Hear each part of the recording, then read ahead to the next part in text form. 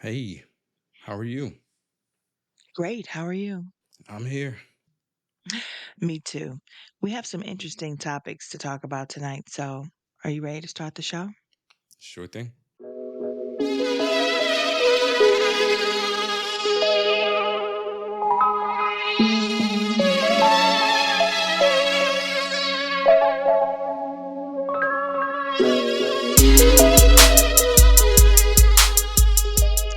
Hey, everyone, and welcome to or welcome back to One Man and One Woman, the podcast. I am one half of your co hosts, Tara Michelle. And I am the other half of your co-host, with one S, Jada Flan. Oh, there's two S's in the word, but you got it. It's co-host. You know, But it's not a it's whole just your bunch of co us. hosts, There's one co-host, HOSTS. But I'm one half of our co hosts because we have two. It's not just one. there's no. We disagree. You It's know. cool. I'm just gonna leave my master's degree for, English literature and creative writing I over wouldn't. I here, wouldn't. Even, I wouldn't stun on that one. where I I know how wouldn't. to I wouldn't. pronounce the I wouldn't stun on that words. one. I wouldn't stun on that one at all. Uh-huh. You ready? Yes, ma'am. So I want to talk about self-destructive behavior and specifically um, how some, a lot of Black people associate Blackness with negativity and even maybe wear it as a badge of honor. How do you feel about that? Yeah, I saw a reel not too long ago, and basically the person was saying that, like, we've I guess we were stuck in a negative situation for so long that we made negativity look cool to the point that people actually think that we like it. And I think, to take it a step further, we may have almost convinced ourselves that we like it. Um, and sometimes that shows in like you said, some of the self-destructive behavior that we exhibit, because we tend to associate or like cling to this idea of struggle or poverty or negativity, so many different things, you know uh, because it was forced upon us, and then at some point we embraced it and flipped it and made it cool. um, yeah, but in the end it is self-destructive, and we need to have these conversations. You know, based on how you just stated your answer, you know, I kind of liken this to when the slaves would just get the scraps and all of a sudden chitlins were born as a dish and whatever else, eating the pig's feet and things like that became the way to get by, the way to get through. And I'm thinking about what we just said about this destructive behavior. And in this country, we have been shown, they try to deliberately make us think that we are the most violent of people. And so when that gets beaten to you and you get taught that and you get told that, you have little girls who start to say that the black doll isn't pretty because she looks like them, and they're bad because they're black and only white is good. Like these things are being taught and ingrained. And so it's the same thing. Now these kids are like, you know what? No matter what I do, if I'm black, I'm gonna be wrong. So I might as well embrace everything with that. You want to call me a savage? Okay, let me show you what a savage is. Even though we are not savages, we are definitely not the people who are savages. Um, so maybe in what you just said, maybe the reason that we're doing this, maybe the reason that we take the ER off of the N word and put an A on there and give it a different twist and tell them they can't say it is because we're trying to take the power back. So maybe these kids are equating negativity with blackness because they've been told that their whole lives and they know or feel that they don't have the power to convince somebody else that that's not true. So they say, if you're going to give us the title, then let us show you. And that is the most self destructive thing that we can do. But it might be the only way they feel like they can take some power back from all that's happening. A couple of things. I don't put this on the youth. I don't This is not a kids thing to me. I don't really see a difference in behavior um in the generations. I have conversations with people my age or very close to my age that embody a lot of the things um, that we were talking about in terms of self-destructive behavior. So like I don't make that differentiation, and I think if that very well could be the case. Maybe it's the natural human reaction to uh, if you're gonna force these things on me, I'm gonna flip them and embrace them. I know I do that personally. If when I was a kid, if you took a toy from me, I just convinced myself that I didn't want it anyway. Like I was just gonna be anti to be anti. But those of us who see where that path goes are supposed to report back, don't go down there, not make it look cool too. So I'm just, if that's what it is, that's cool. But let's have the conversation of how that plays out. When you try to embrace the negative things that they say that you are, like, how is that working out for us? For real. How is being a savage really working out for anybody? It's not. And, I will say this, when you embrace negativity and you do all this stuff on the internet, you call yourself a savage, you show your guns, you do your rah rah talking, you record yourself beating somebody up when a cop guns you down or somebody else guns you down, when the police and when the news anchors talk about you, instead of talking about the fact that may have been on honor roll or may have been a great baker or cooker or whatever else, they're going to say, watch this video. And in that video, you're going to have explained how you were a savage and how many guns you had. And you're going to be pointed at the camera. And nobody's going to care. They're all going to think that the energy you had in that video was the same energy you showed them officers. And so they were justified in putting you down. It's not working for us right now. Embracing the negativity, um being putting on a show like we're in a circus, putting on a show and acting like we're invincible. We are resilient people, but we are not invincible. And we are not this negativity. As you say all the time, Black excellence absolutely comes from us. So why isn't that something that we're focusing on? Yeah, why do we still have this idea, or why? Yeah, I'm a 43-year-old man who's been in spaces where somehow the idea that you didn't have some you know ghetto experience somehow disqualifies your blackness, and you gotta have these conversations about how black you are. Like, why are we not acknowledging that at this day and age, there probably there are generations of us who haven't had these experiences, whose families have had who've had money and been affluent for quite some time. We have generational wealth um, in black families in this country. I'm not saying it's as abundant as it should be, but black excellence already exists. So when we talk about the story of what we are in this country, it doesn't have to only be the struggle, and we don't have to alienate people who aren't from the struggle from us, because they are us as well. Like, we can be the whole spectrum. We don't have to be so one note. But you have to think about the mentality of us versus them. And you've talked about this plenty. Um, when you're a Black person who grew up poor, never had anything, went nights without meals, hand me down clothes, shoes was talking every which way. When you meet up with somebody who's like, oh, my mom and my dad were together always, and we lived in the suburbs and we drove Teslas and Audis and blah, blah, blah, blah, blah. You may have been stopped by a cop once. You may have. When I'm looking at you, that's not what I see.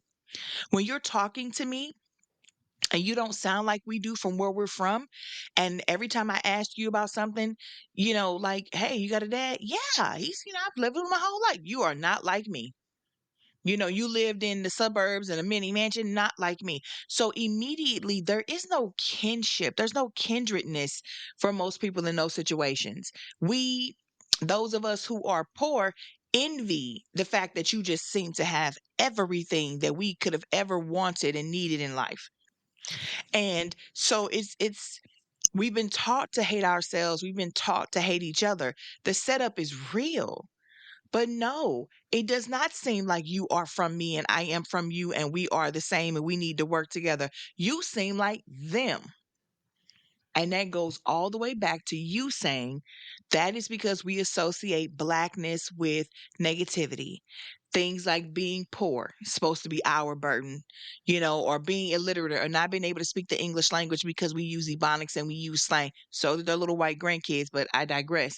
So to me, I think because the only thing white people would give us was the negativity in the news, in the newspaper, wherever you went, everything was our fault. Eventually, you get tired of being blamed for everything and you say, you know what?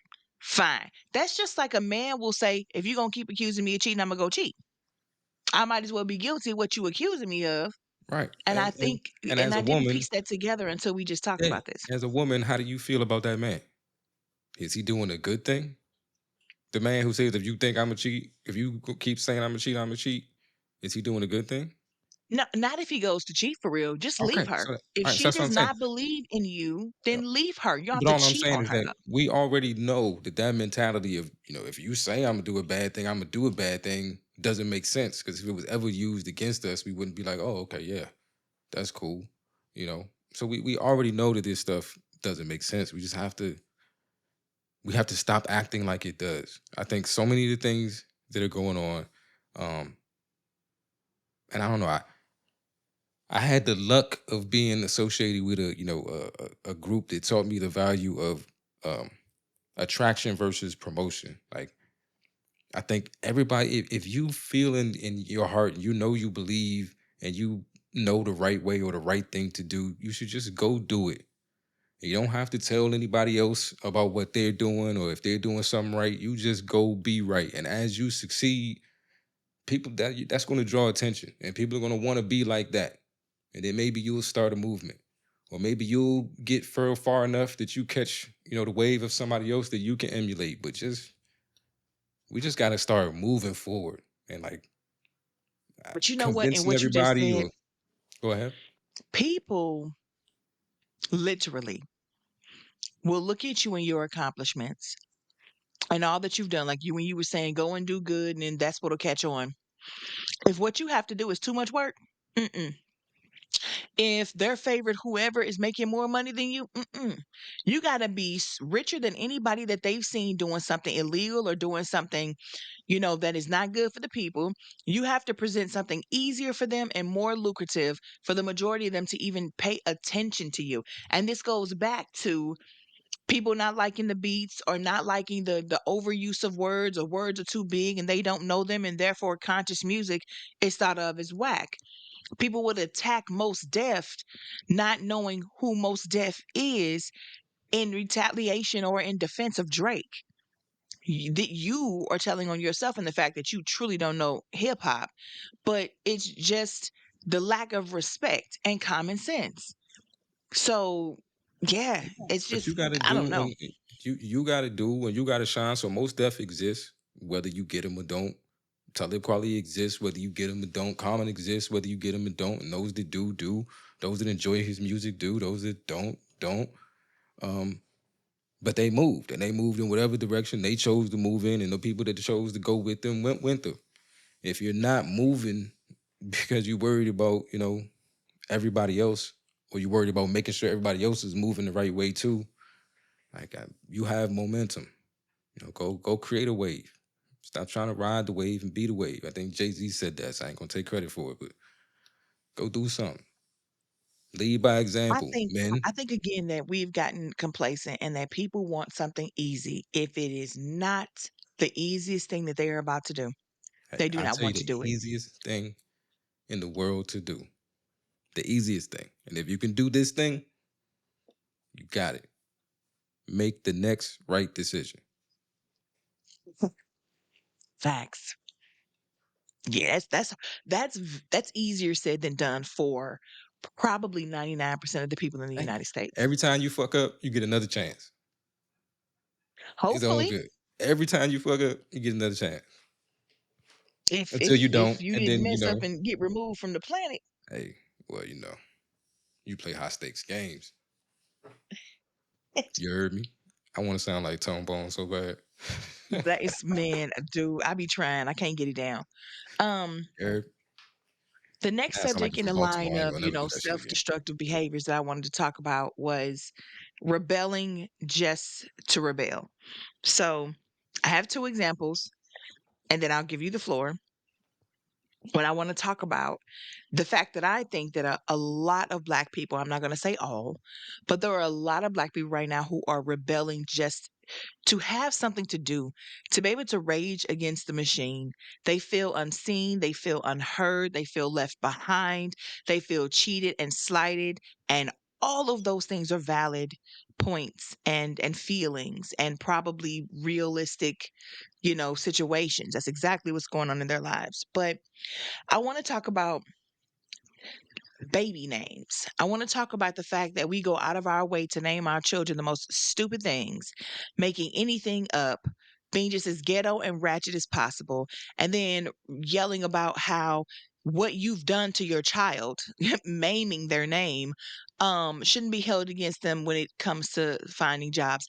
Until we get more Black-owned companies who are for your ratchet ghetto behavior, you shouldn't disrespect your child with names that you've made up. Name yourself that and give your child a name. You can go Hindu, Sanskrit, you can go Swahili, you can go Ethiopian, wherever you want to trace your lineage to, or whatever African, whatever you want to do, and have a meaning at least. But just to make up names and put dashes and stuff in there and Ladasha, like come on. I mean, and I believe that have been several people who've done that. I don't believe that that was just a skit at all. So baby names was one. My other one was the fact that we would come out the house wearing bonnets and pajamas. There's no self respect anymore.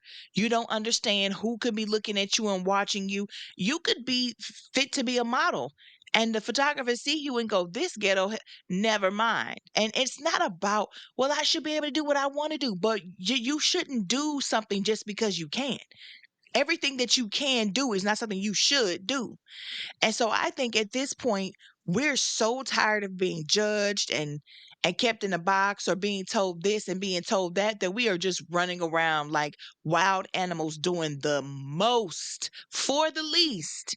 And that is also playing heavy into our self-destructive behaviors. And now we're passing it on to our kids. They can't get an interview because of what you named them.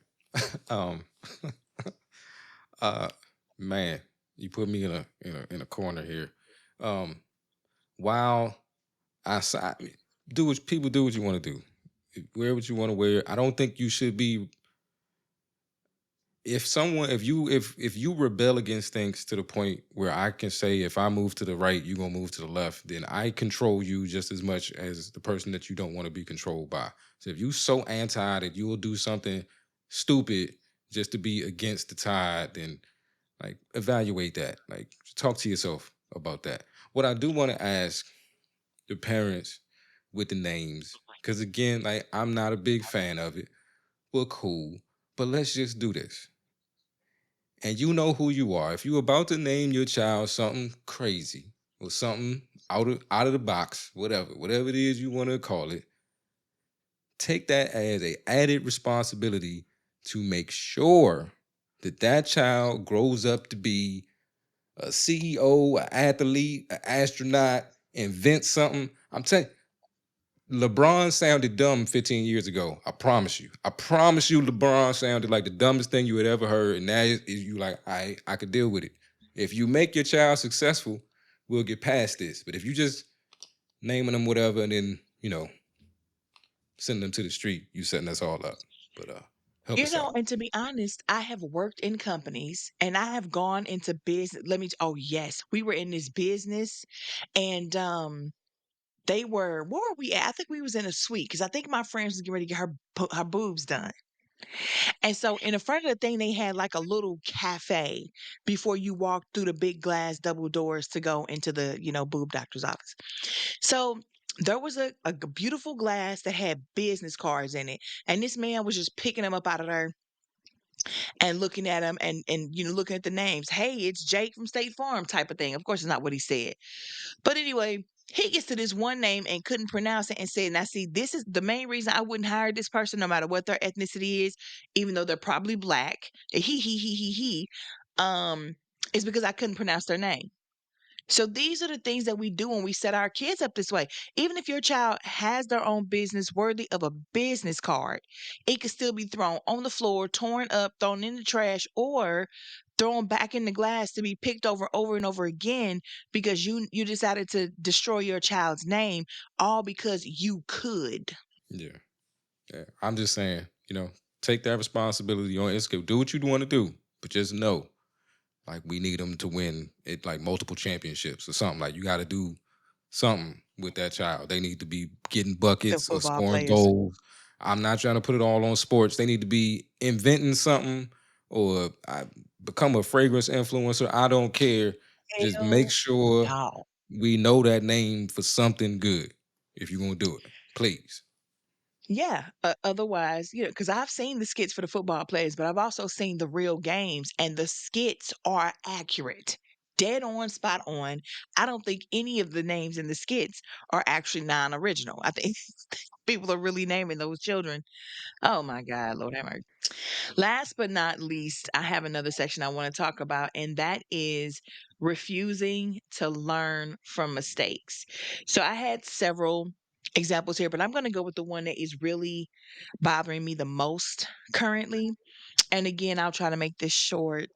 Um, I have seen this many a times on Facebook, but I just saw it recently the other day, and it was pretty much getting involved by clicking on other people's posts and pages I've never seen. I don't know these people. When somebody posts something about a death day or a birthday or some kind of celebration, a lot of times I follow it to see the pictures and how did the party go, or what happened and things like that.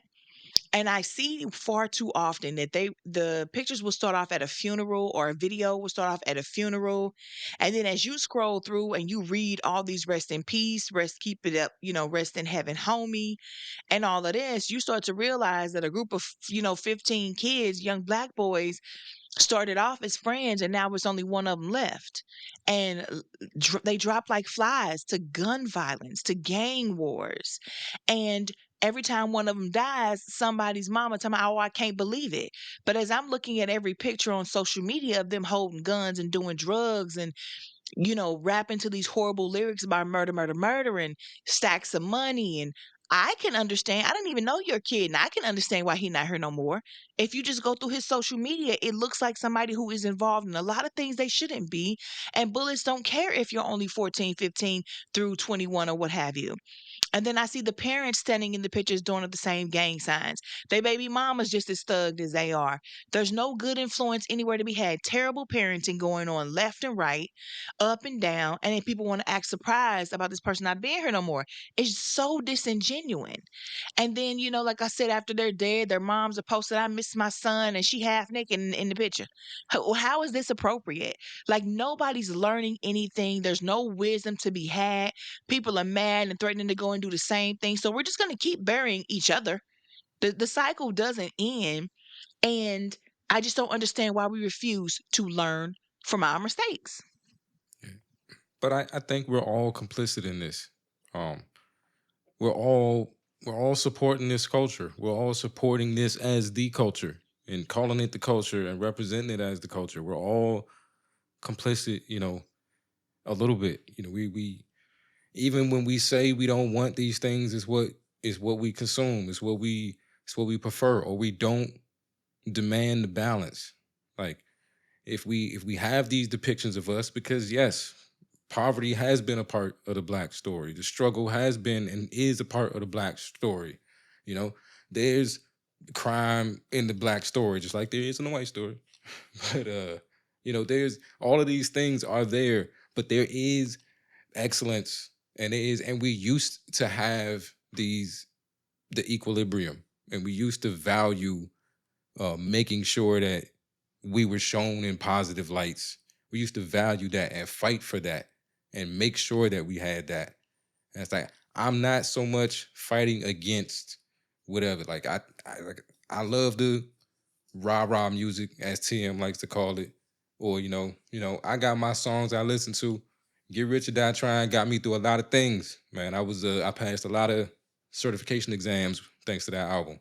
But like, I'm not advocating For none of that, I'm just saying let's not act like being black doesn't also involve this too. These other parts. Let's show the whole picture and stop alienating people on Please. that side. Exactly. I just wanna go back to something you just said, though. I have to. Ooh, I'm trying not to be a terrible person in 2025. But, like, back to the us versus them type of thing. You know I love you, and I say this with the utmost respect, disrespectfully. Um, I if I didn't know you and we sitting up here meeting each other at the airport or what have you, just passing through each other's lives real briefly, and we're talking about the music we like, and you like, yes, I love Get Rich or Die Trying. That album right there got me through some things. I'm like, yeah, I was facing a dime, had to do a dime, man. I was listening to that, or my baby mama just kicked me out, and then I had to beat up her old dude. Like, I'm thinking about all the craziness that could have been going on in my life that that album, Getting Rich or Die Trying, could have got me through, or any number of things. What wouldn't have been on my mind is it getting me through certifications for my super duper uber brilliant IT technology brain. Like, what? See, and that's how we go look at somebody and go, okay, little buddy like the music, but little buddy is not like me. Yeah. Let's address this. I've been waiting to do this for a minute. Uh-oh. I was watching another podcast not too long ago, and they were having a discussion about like whether or not black men that date white women can be pro-black or something like that. No issue with the question. No issue with. I'm not getting into that part of the conversation. We are acting as if there is such a overabundance of pro-blackness that we have the luxury of wasting fucking time trying to filter out who is and who isn't in the pro-black category. Like, we act like we're not the minority, and so that we have the luxury of trying to pick and choose from within our own group who is and who isn't a part of us. If you see a person who looks like you, who enjoys the same music as you, and also, you know, had an experience with it, and the thing you decide to focus on, is that it was a different experience. You know, like we need to talk about why that's the thing you focus on. We just need to bridge that gap. Again, we have been taught to hate ourselves and hate each other. So when we are looking towards each other, we're looking for similarities. We're not looking for differences. We don't have the luxury. We don't have that luxury. We're acting like we got the luxury of being able to pick and choose from within our ranks who we want to be. Now we need everybody in whatever You ain't shape never you lied. in, wherever you came from, whatever you look like. We need them all. Let's stop having I these mean, I do conversations about apologize how to for that filter each other thought. out, man. I do apologize for that thought, but it was hella funny. That's why I had to share it with you. I'm like, this is how easy it can happen. We're talking, you and I are talking about this right now on the podcast. And during the podcast, I had that thought. Oh yeah, nah. See, he talking about got him do some certifications. I thought he's for to say, boy, he was going through it. He's for to have to hire somebody. What you Right. mean? So here So we go. yeah. Like, why are we associating the fact that like for a black man to go through something must mean like, you know what I mean? Yes, no. It got me Because through it was my life, and that's professional another thing that we development. do too. We often project what we know. Like, I don't know what else your life could have been in 1997 that would have been different from mine. Like, St. Right. Louis was, you know me, and you know how often I am just like, I can't believe other people in the world don't do this. Like, St. Louis literally is its own Right. place, and to me, But the if rest of you guys are super weird. So when I'm addressed as like, that's not a good thing for you to say. Some of the slang we have here in St. Louis apparently isn't necessarily widely accepted other places. And I'm like, no, what's wrong with it? I've been saying it my whole life. So it's different here. We are yeah. different. But I guarantee And you, a and lot of places are like that. I guarantee you, and we should hope that this is the truth, but I know it to be true. There's a young black kid right now taking an exam listening to trap music. When he says that the Future album got him through something, y'all need to embrace him. It won't be nothing for medical school. Ain't nobody who going to medical school listen to no damn Future. Okay, I think that what we need to get away from is our refusal to work together, our refusal to look to each other, to look for each other, to seek out each other. I think if we could get there, then we would spend enough time together to get to know different personalities and get to know different ways of doing things. Like, I don't know, had I met you somewhere in St. Louis, if we would have hit it off, I probably would have thought you was a little weird, like geeky dude, and been minding my own business. But we met in the world of podcasting, where we sat and did panels together over and over and over again. And then you had your own podcast I could go and listen to and get to know you as a person, to understand all those different layers. So if we open ourselves up to each other, we give each other that access to learn and get acquainted with those things that are probably super different to us amongst people who look like us, then I think we'd get further in these things. But we're so quick to go, "Ooh, that's not my norm. I don't do things like that. So let me go find somebody who does." And that's a hindrance to us. I understand the clicking up, and I understand the wanting to be like people that you relate to. So again, what I'm advocating for is a little less judgment. Like we don't really have the Mhm. luxury of all of this judgment, all of this, you know, trying to feel why would we spend time trying to figure out ways to separate us? Like we don't have Because that it kind was of time. ingrained in us. It's That's so busy work. stupid, but That's just busy work. That gets us nowhere. Like so I don't want to entertain the conversations anymore. Like for what? Yeah, I feel it. everybody that want to go, everybody that want to work, let's go. That's it. I just, Yep, I agree. I like everything that you said, but I also know how easy it is for me to fall right back into that. And it's not right. And I would hope that somebody would have the sense of humor to go, "Oh, so I'm not cool no more because I was listening to it for my certifications." And so we could joke about it. And then we could talk about it. And I could explain just how weird and off the wall it sounded and how I wasn't expecting that. And it not be a bad thing. Again, open yourself up to yeah, the conversation, yeah, open yourself up to the person, and we can get somewhere. Even if initially when we started off our heads were in two different places, we could get to the same finish line if we open ourselves up to each other. yeah. People like let's stop acting like black excellence is this rare random thing that is everywhere. It's all around us right now. Black people doing super dope things everywhere. So like to associate us primarily with the struggle at this point in our history, I think it's doing us a disservice. So it's like, diversify your bonds, like Wu Tang said, whatever. Let's do something different. I agree. I agree. Well, this was a good episode. I want to keep it short and sweet. Did you have anything you want to say to the good people? I know you just gave them a gem right there. Um, yeah, something being hard was never a good enough reason not to do it. And just because you overcame it doesn't mean you should leave it there. Absolutely. Okay, as always, I want to tell you guys to be good to yourself and be kind to others. And we will see or let you guys hear us again next week. Before we go, I do want to say a hearty goodbye. See you later to my dear friend, James Ponder. I called him Jim affectionately, who was 90 and a half years old when he left this earth February 26th, 2025. So, Jim, I love you, my friend. As crazy as it sounds, with such a huge age gap and so many differences that we had, you were still one of the best people I ever knew and one of my best friends. And I'm so grateful for the just under 6 years I got with you. So I love you. I love you. I love you. I miss you, Mr. Jim Ponder. And we will talk to you guys next week. Holla. Holla.